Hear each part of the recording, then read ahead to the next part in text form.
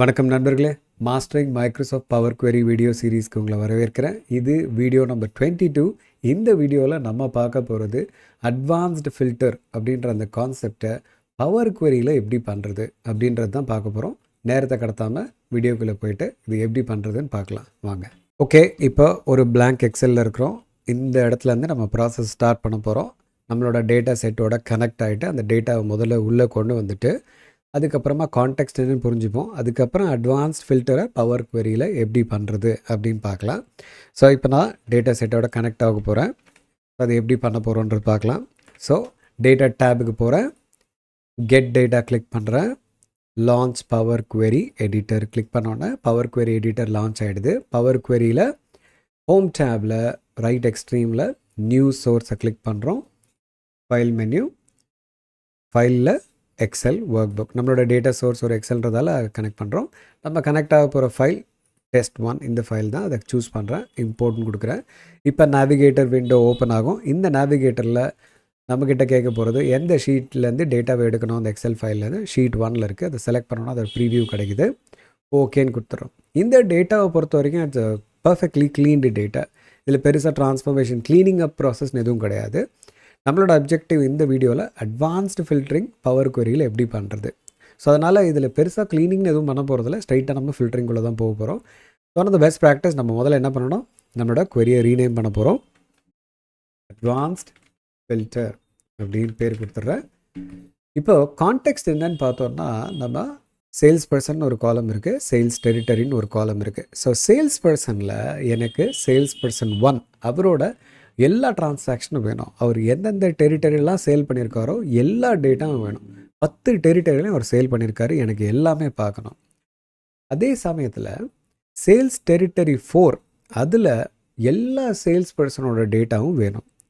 இப்போ இதை நார்மல் ஃபில்டரில் நம்ம பண்ணோன்னா சேல்ஸ் பர்சன் 1 அப்படின்னு நான் இங்கே ஃபில்டர் பண்ணேன்னா எனக்கு டெரிட்டரியில் என்ன பிரச்சனை வந்துடும்னா, டெரிட்டரி 4ல் மற்ற சேல்ஸ் பர்சனோட டேட்டாவை என்னால் பார்க்க முடியாமல் போயிடும். சப்போஸ் நான் அப்படியே ரிவர்ஸில் போயிட்டு சேல்ஸ் டெரிட்டரி 4 ஃபஸ்ட்டு ஃபில்டர் பண்ணேன்னா சேல்ஸ் பர்சன் 1 அவரோட மற்ற டெரிட்டரி டேட்டாவை என்னால் பார்க்க முடியாமல் போயிடும். ஸோ எக்ஸலில் இந்த மாதிரி ரிக்குவயர்மெண்ட் வரும்போது அட்வான்ஸ்டு ஃபில்டர் அப்படின்னு ஒரு டூலே இருக்குது. அந்த டூலை வச்சு நம்ம இந்த ரிக்குவயர்மெண்ட்டை மீட் பண்ணிவிடுவோம். சப்போஸ் அட்வான்ஸ் ஃபில்டரே உங்களுக்கு கம்ப்ளீட்டாக ஒரு புதுசான விஷயம் அப்படின்னா மறக்காமல் டிஸ்கிரிப்ஷனில் பாருங்கள். அட்வான்ஸ் ஃபில்டரோட வீடியோவுக்கு நான் லிங்க் கொடுக்குறேன் நம்மளோட சேனலில். அந்த வீடியோவை பார்த்தீங்கன்னா கிளாரிட்டி கிடைக்கும். ஷார்ட் அண்ட் கிறிஸ்பாக சொல்லணும் அப்படின்னா அட்வான்ஸ் ஃபில்டர்னு என்ன அர்த்தம்னா, ஒரு ரிப்போர்ட்டுக்கு நீங்கள் மல்டிபிள் காலமில் ஃபில்டர் அப்ளை பண்ணணும். பட் அந்த மல்டிபிள் காலமில் போடுற ஃபில்டருக்கான க்ரைட்டீரியா ஃபாலோ பண்ண வேண்டிய லாஜிக் வந்து அண்ட் லாஜிக் கிடையாது, ஆர் லாஜிக். இந்த கேஸில் கவனிச்சிங்கன்னா நம்மக்கிட்ட 2 க்ரைட்டீரியா இருக்குது. சேல்ஸ் பர்சன் காலம் கீழே இருக்கிற criteria sales person 1, sales territory கீழே இருக்கிற கண்டிஷன் சேல்ஸ் டெரிட்டரி 4. இப்போ நான் டெரிட்டரி 1 அண்ட் டெரிட்டரி 4 கேட்கல. இப்போ நான் பவர் குவெரி கிட்ட என்ன கேட்குறேன்னா, எனக்கு நீ கொடுக்க போகிற ரிப்போர்ட் எப்படி இருக்கணும்னா, ஒன்று டெரிட்டரி 1ஆக இருந்தால் அந்த டிரான்சாக்ஷன் இருக்கணும், இல்லைன்னா சேல்ஸ் பர்சன் 1ஆக இருந்ததுன்னா அந்த டிரான்சாக்ஷன் இருக்கணும். ஏன்னா அவரோட எல்லா டேட்டாவும் வேணும் எனக்கு. ஸோ எப்போல்லாம் நீ சேல்ஸ் பர்சன் 1 பார்க்குறியோ சேல்ஸ் பர்சன் காலமில் அந்த டேட்டாவை வச்சுக்கோ. அதே மாதிரி டெரிட்டரியில் நீ செக் பண்ணும்போது எப்போல்லாம் டெரிட்டரி 4 பார்க்குறியோ அப்போல்லாம் அந்த டேட்டாவை வச்சுக்கோ. ஏன்னா எனக்கு டெரிட்டரி 4ஓட எல்லா டேட்டாவும் வேணும், சேல்ஸ் பர்சன் 1ஓட எல்லா டேட்டாவும் வேணும். ஸோ இது நம்ம டெக்னிக்கலாக லாஜிக்கலாக சொல்லணும்னா, retain the data when the sales person is sales person 1 or when the sales territory is territory 4. So or logic வேணும். ஸோ பவர் குவெரியில் இது எப்படி பண்ணணும் அப்படின்னு பார்த்தீங்கன்னா, நமக்கு கண்டிஷனல் காலம் வச்சு பண்ணலாம். ஏன்னா அங்கே தான் நம்ம கண்டிஷன் அப்ளை பண்ண முடியும். இஃப் லாஜிக் வச்சு தான் இதை நம்ம அச்சீவ் பண்ண போகிறோம். பட் பிரச்சனை கண்டிஷனல் காலம் டூலில் என்ன பிரச்சனைனா, அண்ட் ஆர் அப்படின்ற மாதிரி அந்த கண்டிஷன் ஸ்டைலை வந்து நமக்கு மாற்றுறதுக்கான ஆப்ஷன் கிடையாது. இப்போ எக்ஸாம்பிள் நான் போயிட்டு ஆட் காலமில் போயிட்டு கண்டிஷனல் காலம் போட்டேன்னா நான் வந்து காலமை சூஸ் பண்ணலாம். இங்கே பாருங்கள், நான் எந்த காலம் வேணுமோ சூஸ் பண்ணலாம், க்ரைட்டீரியாவை சூஸ் பண்ணலாம். என்ன க்ரைட்டீரியா தென்னு இருக்கே தவிர எனக்கு நடுவில் இந்த ஆறு அண்டுன்ற மாதிரி அந்த க்ரைட்டீரியாவை செட் பண்ண முடியாது. ஸோ கண்டிஷனல் காலமில் இருக்கிற பிரச்சனை இதுதான். அதனால் கண்டிஷனல் காலம் யூஸ் பண்ண போகிறது இல்லை. அப்போ எப்படி இதை அச்சீவ் பண்ண போகிறோன்னா, கஸ்டம் காலம் மூலயமா தான் அதை அச்சீவ் பண்ண போகிறோம்.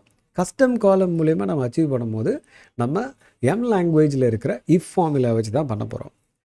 எம் லாங்குவேஜ் இஃப் ஃபார்முலா ரொம்ப கஷ்டமாக இருக்கும் அப்படின்னு கேட்டிங்கன்னா கிடையாது. நீங்கள் எக்ஸலில் இஃப் ஃபார்முலா எழுதி பழக்கப்பட்டிருந்தீங்க அப்படின்னா அதே தான். என்ன இந்த தென்னு எல்ஸ் இதெல்லாம் நம்ம வந்து மேனுவலாக என்டர் பண்ணோம். அங்கே இட்ஸ் ஆல்ரெடி அண்டர்ஸ்டுட். இந்த தென்னு எல்ஸ்ன்ற அந்த இந்த வேர்ட்ஸ் அடிக்க வேண்டிய அவசியம் எக்ஸலில் கிடையாது. பட் இங்கே நம்ம கண்டிப்பாக கீ பண்ணணும். ஸோ ஃபஸ்ட்டு இந்த கஸ்டம் காலம் கிளிக் பண்ண உடனே நான் இந்த காலத்துக்கு நேம் கொடுக்குறேன். இந்த காலத்துக்கு பேர் வந்து ஹெல்ப்பர் காலம் அப்படின்னு பேர் கொடுத்துறேன். ஏன்னா இவர் தான் நமக்கு அந்த டேட்டாவை ஃபில்டர் பண்ணி கொடுக்க போகிறாரு. பட் பொதுவாகவே நம்ம அட்வான்ஸ் ஃபில்டரிங் பண்ணும்போது ஒரு பெஸ்ட் ப்ராக்டிஸ் என்னன்னு நம்ம தெரிஞ்சுக்கணும். ஏன்னா இந்த ரிப்போர்ட்டை நம்ம இன்னொருத்தருக்கு கொடுக்க போகிறோன்னா அவருக்கு அந்த ரிப்போர்ட்டு புரியணும். இல்லைனா அட்வான்ஸ் ஃபில்டர் பண்ணாலும் சரி, நார்மல் ஃபில்டர் பண்ணாலும் சரி, பர்பஸ் மீட் ஆகாது.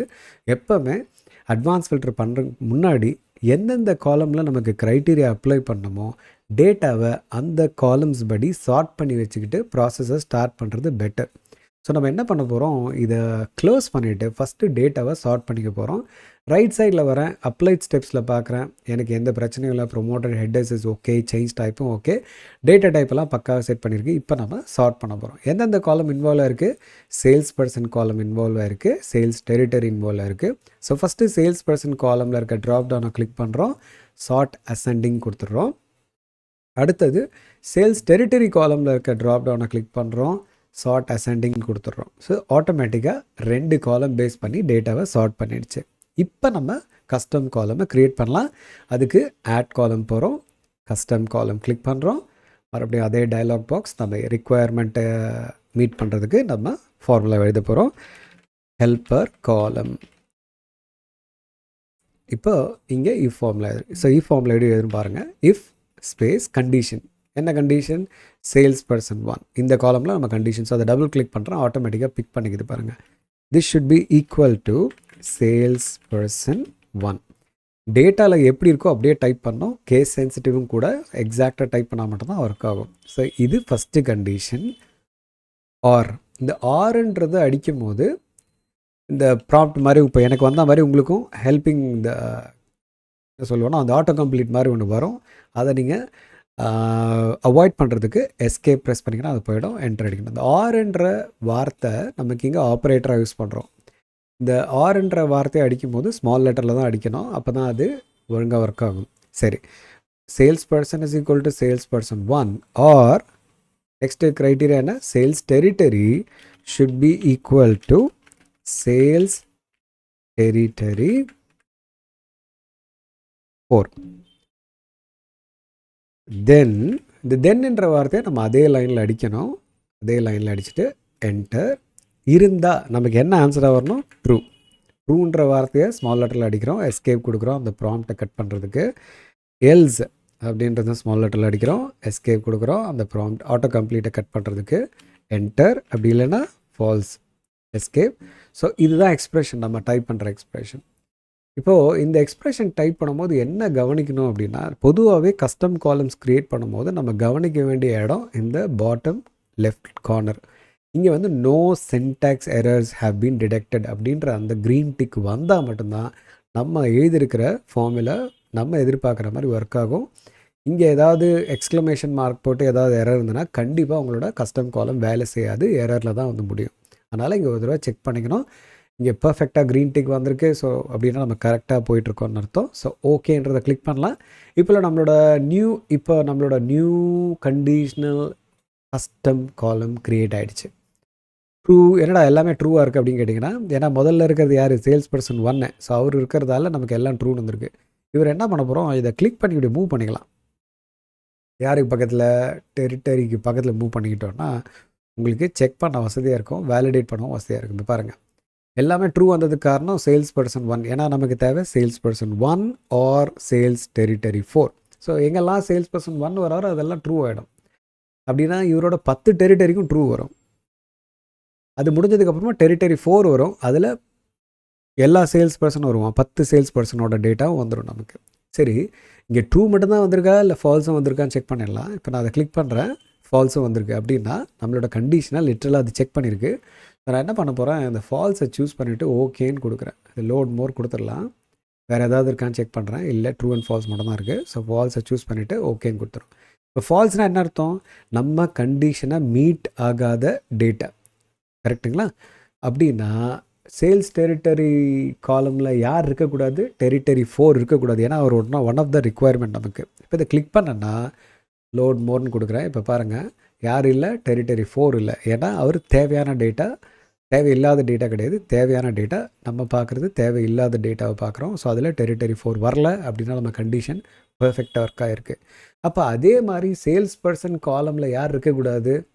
சேல்ஸ் பர்சன் 1 இருக்கக்கூடாது. நல்லா கவனிச்சிங்கன்னா எல்லா சேல்ஸ் பர்சனும் இருக்கான், சேல்ஸ் பர்சன் 1 இல்லை. ஏன்னா அதுவும் நம்மளோட ரெக்குவயர்மெண்ட். அப்படின்னா நம்மளோட கஸ்டம் காலமில் எழுதின அந்த கண்டிஷன் பர்ஃபெக்டாக ஒர்க் அவுட் ஆகிட்டுருக்குன்றது அர்த்தம்.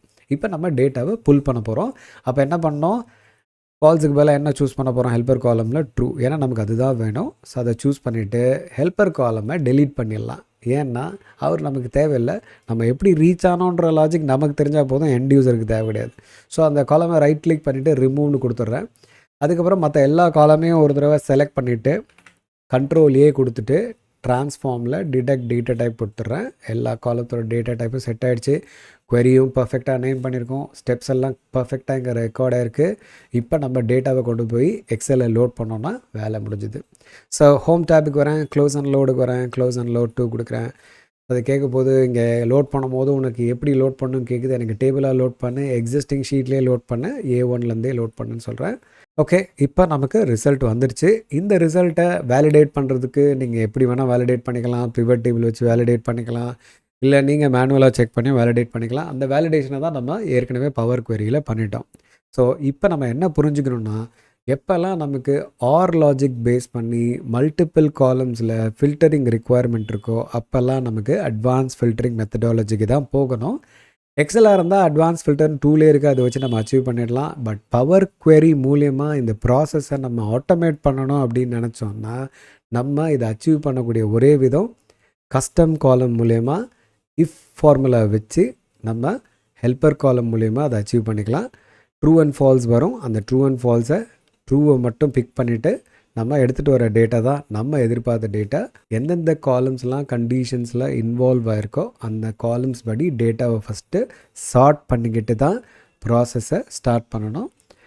உங்களுக்கு ஆன்சர் எந்த பிரச்சனையும் இல்லாமல் பர்ஃபெக்டாக வரும். இப்போ நம்ம பண்ணது வெறும் 2 கண்டிஷன் பேஸ்டு. இதே மாதிரி மல்டிபிள் கண்டிஷன் பேஸ்டும் பண்ணலாம். என்ன நம்ம கஸ்டம் காலமில் எழுதுகிற அந்த இஃப் ஃபார்முலா இன்னும் கொஞ்சம் லென்த்தியராக போகும், அவ்வளோதான்.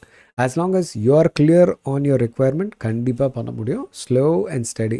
வேகமாக பண்ணுறது முக்கியம் இல்லை, புரிஞ்சுக்கிட்டு கரெக்டாக பண்ணுறது தான் முக்கியம். மறுபடியும் இன்னொரு இன்ட்ரெஸ்டிங்கான இன்புட்டோட பவர் குவரியில் உங்களை சந்திக்கிறேன். அது வரைக்கும் உங்களிடமிருந்து விடைபெறுவது உங்கள் ஹரிஹரன்.